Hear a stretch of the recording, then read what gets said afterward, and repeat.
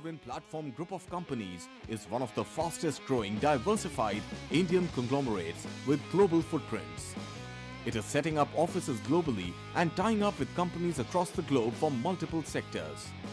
The company has ventured into real estate and construction, stockbroking and finance, arms and ammunition, mining, airlines, and many other sectors.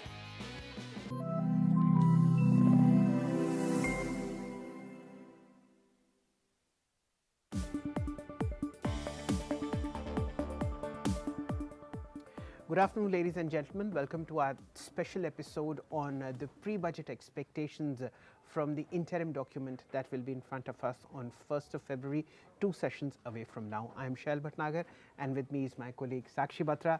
We have a fabulous panel joining us today. Mr. Mihir Vora, he's the Chief Investment Officer of Trust Mutual Fund. Mr. Swarup Mohanty, he's the CEO of Mirae Asset Mutual Fund. Mr. Sanjiv Saraff, as Joint MD of BOB Capital Markets, will be looking at the investment banking part of the interim document, as also Mr. Pankaj Murarka, CIO, Renaissance Investment Managers.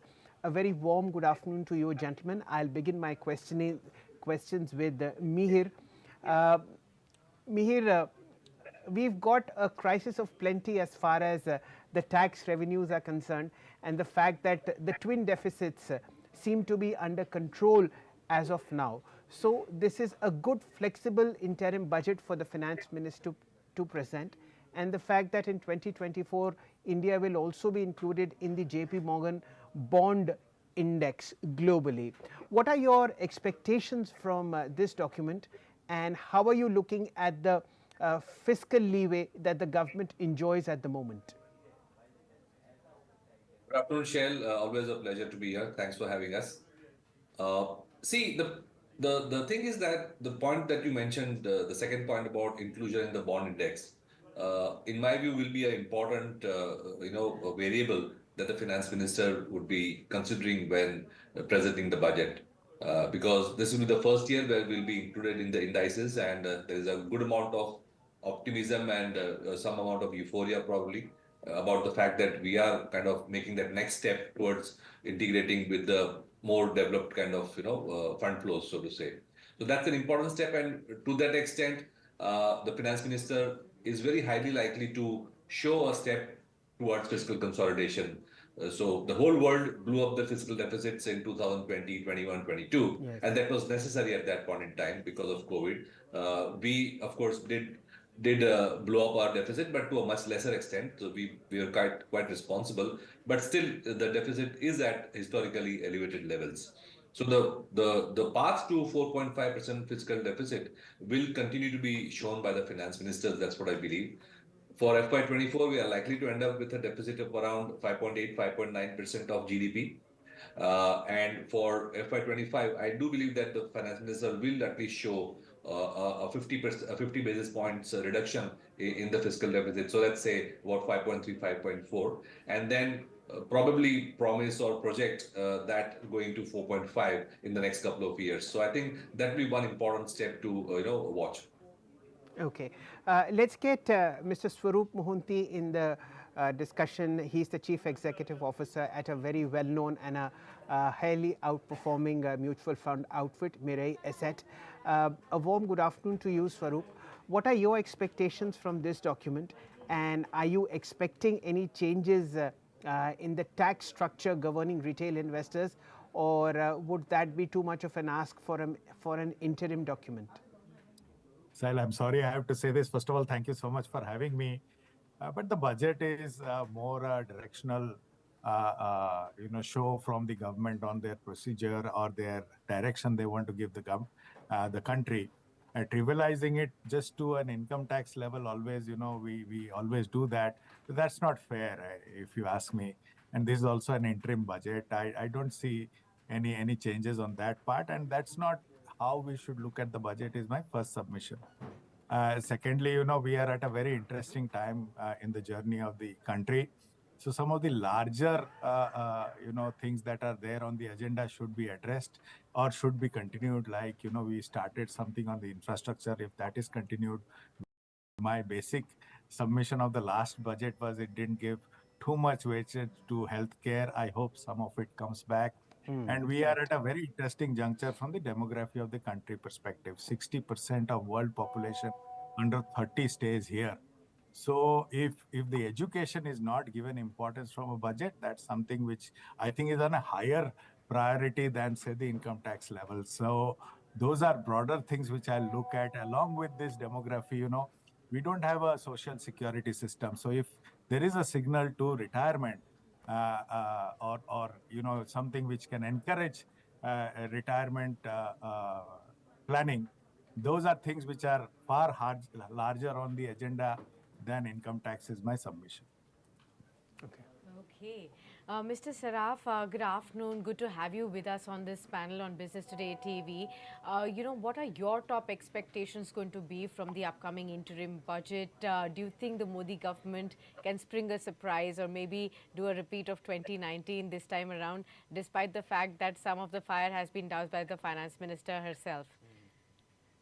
No, I think the expectation of the entire public or even people like you, whether this will be a repeat of 2019, the answer is no, because it's interim budget. It's not a budget. Technically, the budget will happen after the elections. That's what you're saying.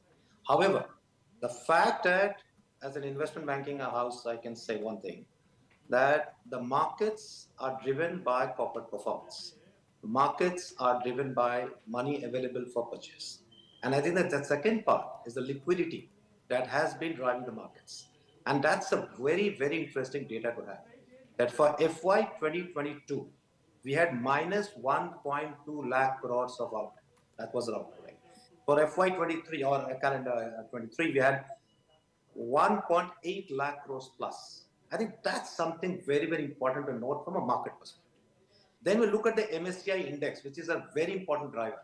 If today we have moved ahead, and of course China is still at 30% and we are 16%, but the fact that a higher weightage and whatever we're seeing China plus strategy is in favor of India.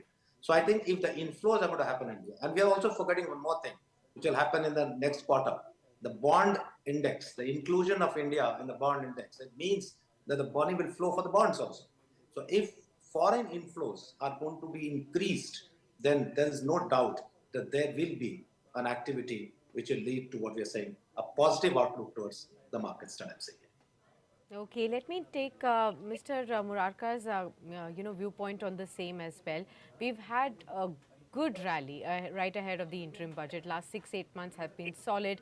Nobody was expecting this kind of sharp surge in the markets. Wholesome kind of a rally that we saw, be it the mid caps, small caps, or the large caps as well, that have pulled up pace. Do you expect the rally to continue post the interim budget now? Well, see, we are in the middle of a bull market. The bull market started, let's say, 4 years back on the onset of COVID. And I think the bull market continues. So I'm not surprised by the rally that we've had in the last 12 months or so, because the 12 months preceding the last 12 months markets were in a consolidation mode. So I think the bull market very much remains intact. And that's how markets tend to move in a bull market. Having said that, yes, it's a ferocious bull market. Having said that, despite the sharp rally we've had, if you look at aggregate level valuations of Indian markets are pretty much in line with long-term averages, which effectively means that the rally has been, or the price rise has been much supported by underlying earnings growth. So I think the underlying the fact is that the underlying economy remains strong. We're witnessing strong earnings growth across sectors and at the aggregate level. And in that context, I think the overall bull market in equities should continue. Okay, let's get Mihir into this conversation. Mihir, if you look at the rally that we've seen over the last about 8 months or so, two sectors have outperformed, both related to the government, railway as well as defense. Do you think Finance Minister Nirmala Sitharaman will make some measures known in the forthcoming document on February 1st? And what are your personal views on the kind of valuations that these two sectors enjoy as of now? Sure. So the highlight of the last 3 years has been the fact that government has not been on revenue expenditure, which includes subsidies, etc., but has been diverting all that extra collection to the capital expenditure. So we've seen revenue expenditure in the last couple of years of a growth of almost only just about 3%, whereas the capital expenditure has been growing at about 30%. So and the defense and railway capex is also part of that capital expenditure. So I think that's one of the key things to watch in this budget, whether the momentum towards capital expenditure is likely to continue. Revenue expenditure, of course, is a much bigger part of the overall spending. Capital expenditure is much smaller. But the fact that we've had these tailwinds in these segments, is something to talk about. But within defense and railways, I would like to differentiate because defense overall spending has not been growing that high. The reason why you're seeing this bullishness in defense is because of the thrust towards Atmanirbharta, local manufacturing, and the fact that we are also now talking about the PSUs in the defense space, maybe even starting to export. So that's a different paradigm, not necessarily linked to budget outlays. So let me just kind of clarify on that. And second is on the railways front, again, the thrust is more on Atmanirbharta, and we have been spending a lot more on the railway. So railway has a fiscal, implication, not so much on the defense part. Valuations is something, we can, keep on debating. But the fact that we are seeing this kind of initiative from the government for the first time is creating this euphoria. And I would say that the domestic opportunity is probably already discounted, the self-reliance, but the export opportunity may not yet be discounted. Okay, let's get Pankaj's view into the market here. We've seen this very sharp rally in small caps and mid caps, Mr. Murarka, and a lot of this, how should I say, responsibility lies on the broad shoulders of the PMS money that's floating into the market. What have your 4 or 5 picks been over the last 3 or 4 months? If you could just share those names and the investment logic thereof. So we've been overweight, or we've been liking capital goods as a sector because we clearly think that the last decade pre-COVID, India's investment sector was clearly missing, and this decade we firmly believe that India's growth will be led by investments. And as Mihir was rightly pointing out, we've seen if you see the central government's capital expenditure, that has actually gone 3x from about 3 lakh crores in 2020. In last 4 years, central government capital expenditure has gone to 10 lakh crores. Obviously, it's an economy which is firing on multiple cylinders because each and every segment of the economy is in dire need of investment because there is an acute shortage of infrastructure in this country. And I think we are seeing an impending strong investment cycle certainly playing out. So we like capital goods as a sector. Within large caps, we own stocks like Larsen and Toubro, which is the bellwether. We own companies like ABB, Siemens, and Cummins, which are a perfect play on India's investment cycle. Apart from that, we have turned positive on IT as a sector over the last 3 or 4 months because we think the worst in terms of apprehensions about US recession or rising rates in US having an adverse impact on US economy are clearly behind us. And probably from this year onwards, calendar year 24, we'll start seeing strong recovery in IT spending in US, and Indian IT companies should be a big beneficiary of that. So again, there we own some of those names like Infosys, Tech Mahindra amongst the large caps, and within mid caps, we own names like Birlasoft and Persistent Software. Okay. Mr. Saraff, let me get your view as far as the key sectors that you believe could be in focus, after the interim budget, and like how Mr. Vora also talked about, the focus is going to be on continued capex going forward from here. Will that continue to bring focus on themes like Make in India, manufacturing, and if at all, then which are the key sectors that you'd be bullish on? Oh, absolutely. I mean, taking a cue from what Mihir and Pankaj said, I think India will grow on infrastructure growth. The fact that we have grown 3x on capex, I would say that the outlay for the next 1 year is also about 2 lakh crores, 1.5 to 2 lakh crores. That's an estimate that we have in the picture. So whatever sectors are related to infra, whether it be the real estate, whether it be the cement sector, I would say definitely they are the favorites. I would say the discretionary consumer space is something that has clearly come. While rural spending is a question mark, however, the discretionary, we will call it the mass premiumization. So wherever there's a premium product and it's mass scale, I think the sector is doing very well. and will continue to do very well as per the trends available with us. I would say anything on the AI and automated related, whichever sectors are, and that could spill over to the IT. I will not call as an entire IT sector whether they do well or not. That's something left to every research analyst house. But whenever there's AI and automation related IT, that will do well. The other is the green and the EV. I think that's has started up picking up, and we've seen that pick up very rapidly, and it will continue because that's the trend that we are seeing from the data that is coming. And the last, of course, the banking, because that's the credit growth that we're seeing. Now, whether the growth will be 14%, 15, or 16 on the higher side or lower on the 13 side, so I would say a range of 13 to 15 is something they're looking at the credit side. So I think banking is also one of the favorite sectors. Okay. Swarup, let me get your view here. As far as the announcements are concerned, of course, they will pan out with respect to welfare schemes and, of course, the expectation on the capex. But as far as the equity mutual fund investors are concerned, what will trigger further flows into the equity mutual funds going forward? What is the trigger that they should be looking at into the interim budget? No, if you ask me, Sakshi, no news is good news. If it's a continuation of what is going on, will only continue the growth.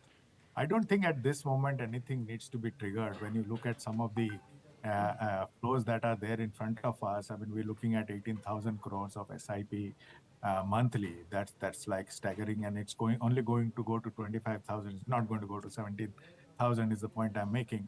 And that's what has changed the structure of the market. And look at it, 18,000 per month is almost 3.5 lakh crores of equity buying from our side. Put in conservatively, the EPFO will probably put in another 75,000 crores. The insurance companies will pile on another 50,000 crores. The point I'm making is the structure of the inflows of the Indian stock market is permanently changed in the last 2-3 years. And if there is nothing that is hindering that, it will only continue from here on.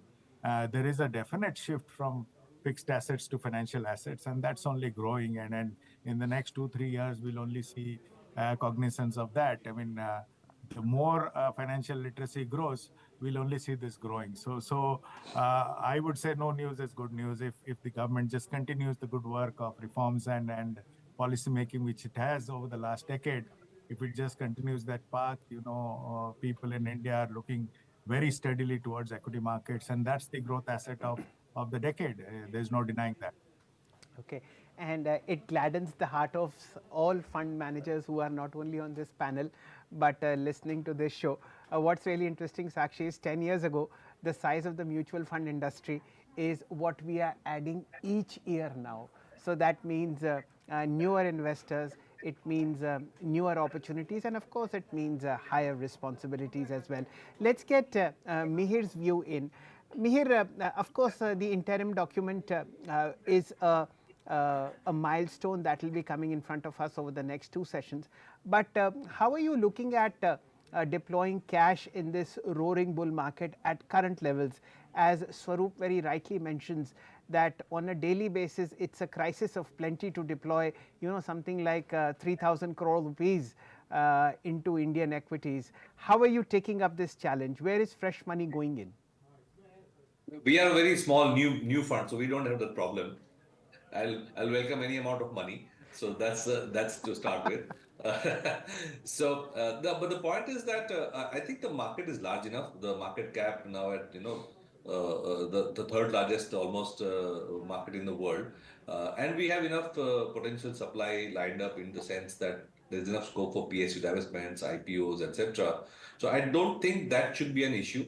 Uh, Even valuation wise, yes, there are pockets of euphoria, there are pockets of overvaluation probably, but there are so many sectors which are not still yet, too far above their pre-COVID levels. If you talk about pharmaceuticals, FMCG, even if you look at banking, it has not done that well compared to the pre-COVID level. So it's not a star outperformer. IT is one segment where it is far above the pre-COVID levels, but apart from that, there are very few segments which are which have outperformed dramatically. So I think there is enough scope for stock picking. There is enough scope to ride the next few years. And I would generally overall say that the domestic theme looks better than the global theme. So stick to domestic cyclicals as well as consumers. autos, for example, auto volumes are barely above pre-COVID levels in a lot of the segments. So there's ample scope for growth, I would say. Okay. And let's get a view in from Pankaj. Pankaj, the rally that we are seeing in PSU stocks, at times defies uh, the normal statistical deviations that we are used to.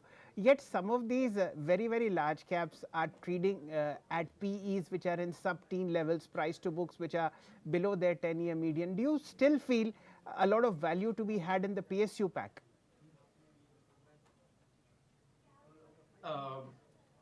Shailendra, the answer is yes. Please understand that PSUs are coming out of a cycle of almost 10 years where no one wanted to own PSU. So there was significant under ownership at ownership level. Secondly, the starting point of this rally for PSUs where a lot of these companies were trading at multiples which were like 1 or 2 P or 3 P. So like essentially next 12 or 24 months profits was equal to the market cap of these companies, and they were trading at distress valuations of 0.2, 0.3 time price to book. Obviously, things have come a complete circle where now uh, valuations have improved significantly from where the starting point of the rally was.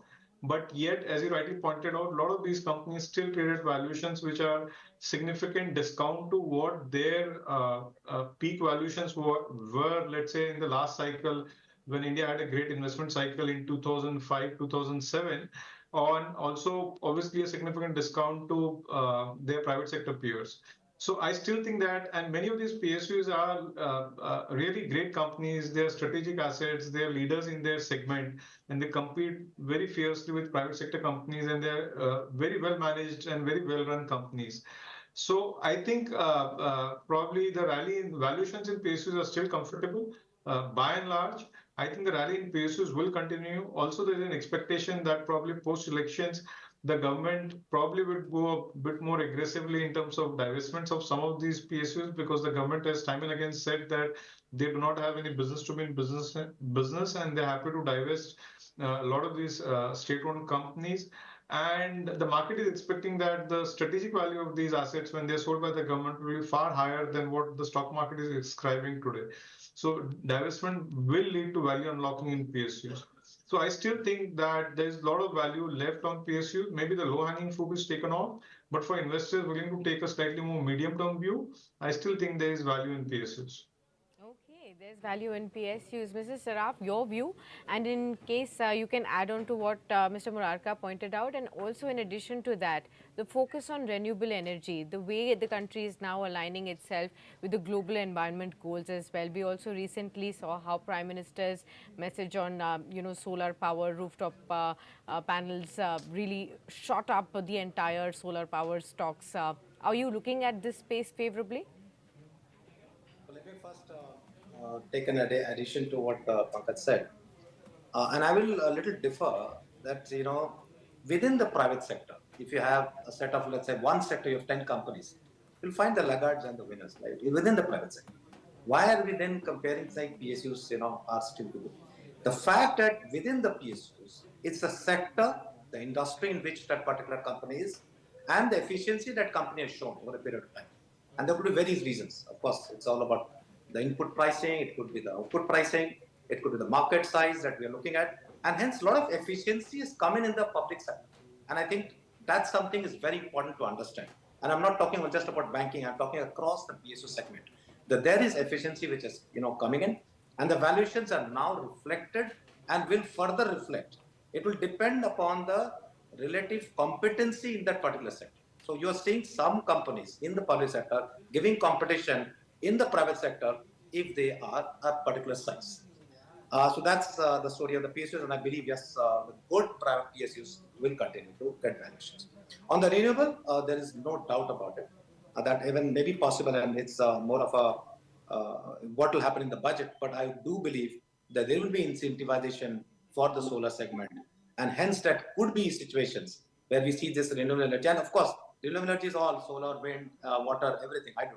But we've said that, yes, the game of climate change and the emphasis on renewable energy Of course, the Prime Minister has said it, governments have said it, the global countries have said it, and India is a leader in that. And we have demonstrated that. The implementation part we have demonstrated as how fast we have grown versus the entire world.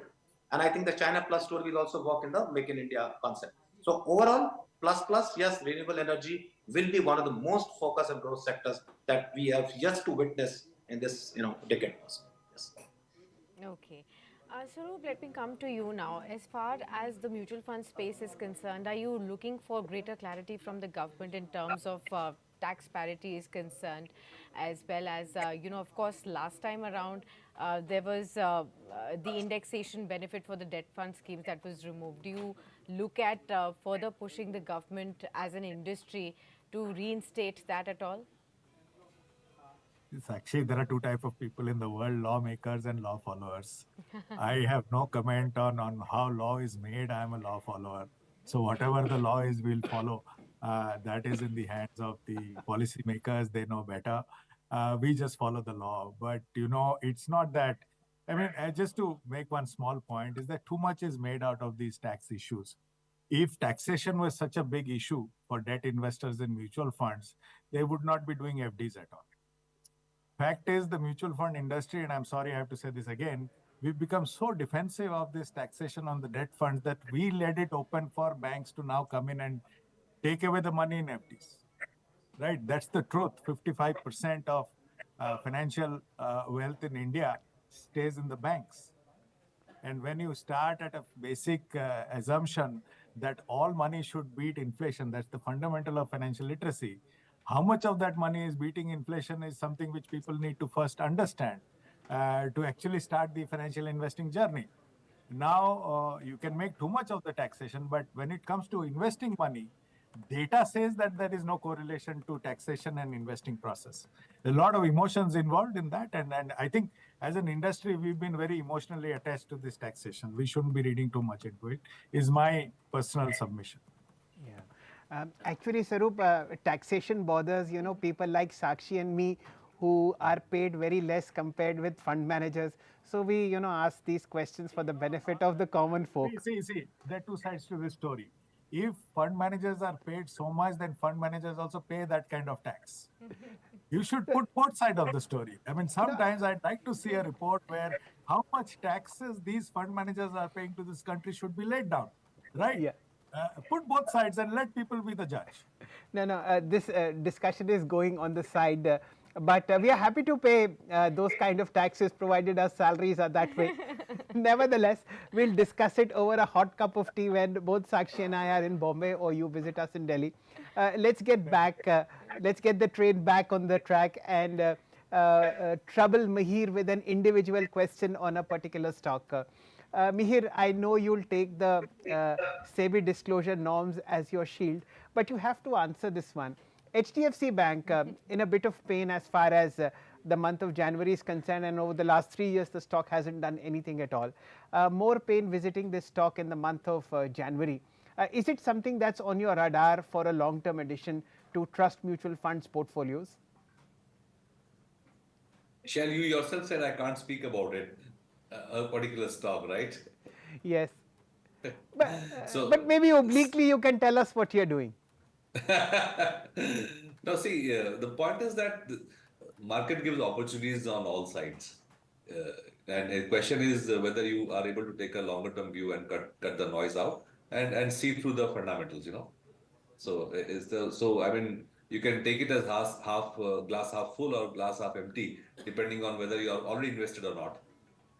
Sahil, can I give a broader answer to that?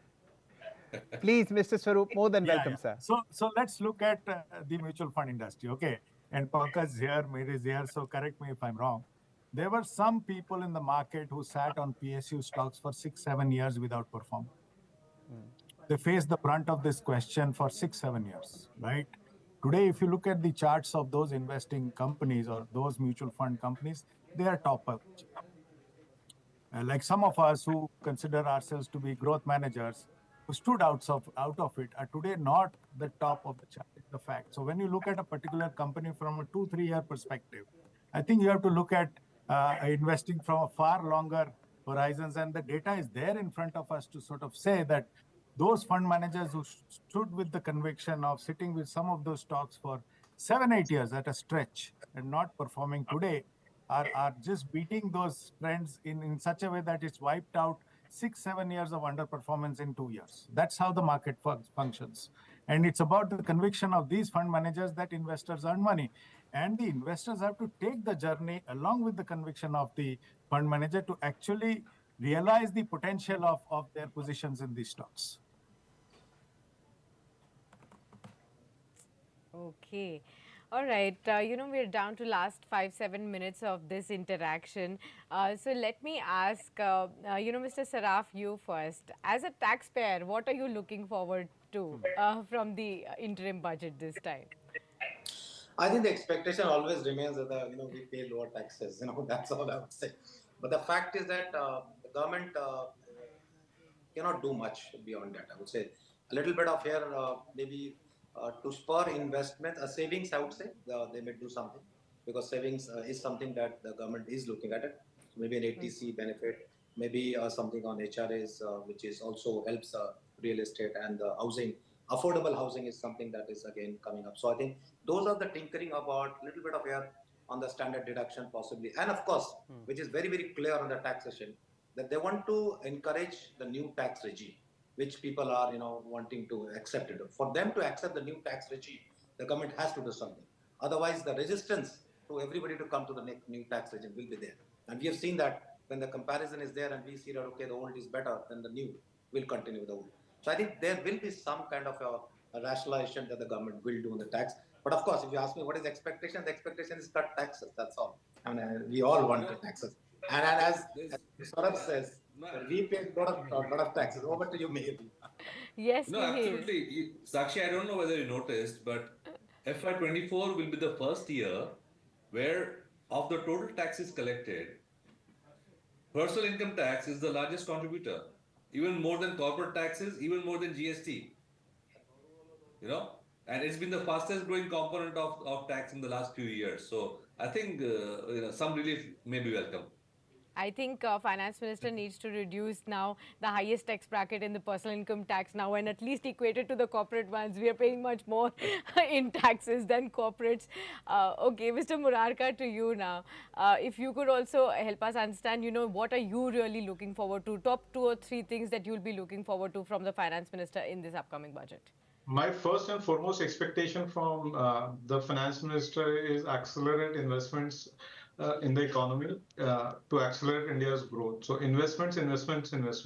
I think the budget has to focus on investments because that's the only way India can accelerate its growth curve and make it more sustainable over a longer period of time. Having said that, it's also important that we've done, the entire world has done, so has India done, a very big fiscal expansion during COVID. So to stick with the, excuse me, to stick with the fiscal consolidation path which the government has laid out and not overstep in terms of expenditure. So I think being fiscally prudent is important, but I think I would be very keen to see much higher investments in the economy while keeping the fiscal deficit within the targeted range. Okay. And Sakshi, I'd like to add here something on the capex part. People perceive that the private capex is not happening. Of course, you can't see a big ticket size capex on the private sector versus the public sector. But once the government capex is accelerated, it is bound to happen that private sector, and it's happening. It's happening everywhere. You see the capacity utilization is growing. So in smaller pieces, the private sector in capex is also happening. The crowdsourcing, I would say. So it's a fallback effect. Both public sector and private sector, where the capex will happen, I think the growth will happen because of the capex-led growth that will give. Okay, I'll take the final question to Mihir, and actually it was on private capex, Mr. Saraff. Mihir, we've seen a waiting list emerging after a 15-year time frame on almost everything that aspirational India would like to purchase, whether it's a car, whether it's a high-end two-wheeler or a big flat. There is now a waiting list simply because corporate India hasn't invested at all in building capacity, or maybe it has not anticipated this kind of a demand. Do you think this budget document will do something to prod corporates to start new projects. They're nothing as far as the private capex is concerned. So I think we are just beginning to see the impact of PLI schemes, and I think that's one of the biggest initiatives that the government is taking. And frankly, when you speak to industry, the government really has a consultative approach. So any sector which is not covered under PLI, if it's able to say that given XYZ incentives, we'll be able to bring production into the country, the government is willing to open up newer and newer sectors. So it started off with mobile phone manufacturing. Now we are going backward in mobile phones, semiconductors. We are talking about white goods, pharmaceuticals, auto components, renewables, you name it. Any sector which is willing to invest, the government is more than willing to provide those incentives. And I think this is going to be a trend. So the impact of PLI on manufacturing should not be underestimated. So while we do hope that the government continues to spend on capex from its own budget, but this incentive is going to be more sustainable. And I think it's happening as we speak. Okay. With that, ladies and gentlemen, this special edition of the pre-budget estimation of what the interim document will hold 2 days from now comes to a close. Thank you, gentlemen, for such wonderful thoughts and such fabulous expectations from this document. We'll see how the document shapes up in 2 sessions from now. And thank you so much till then.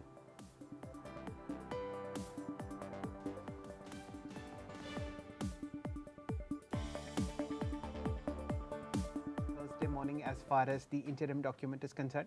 Markets, of course, have rallied very, very sharply ahead of Thursday over the last 3 odd months in specificity, and let's see whether that rally continues post Thursday or not.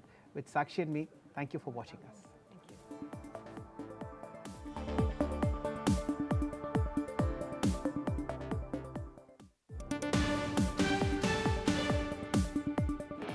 Darwin Platform Group of Companies is one of the fastest growing diversified Indian conglomerates with global footprints.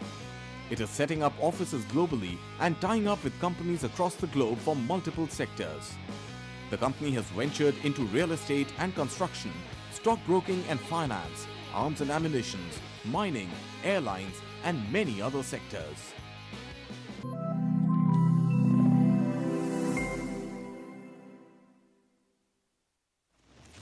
In today's rapidly evolving business environment, when risk is omnipresent, managing risks is no longer just about ticking a few boxes. Businesses need to maintain a panoramic view of risks to stay ahead of the curve. Join us to explore how organizations can rethink risk to unlock new possibilities and become fit for future. At PwC presents De-Risking the Future in collaboration with Business Today.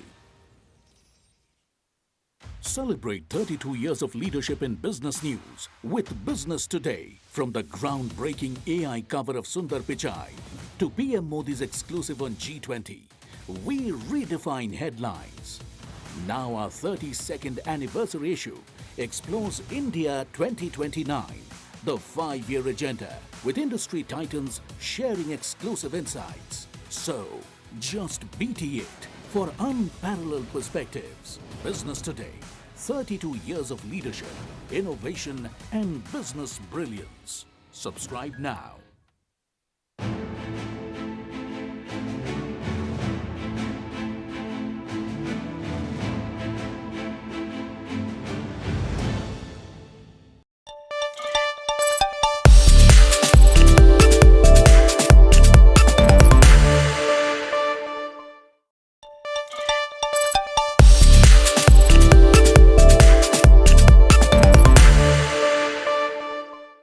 The man behind the beautiful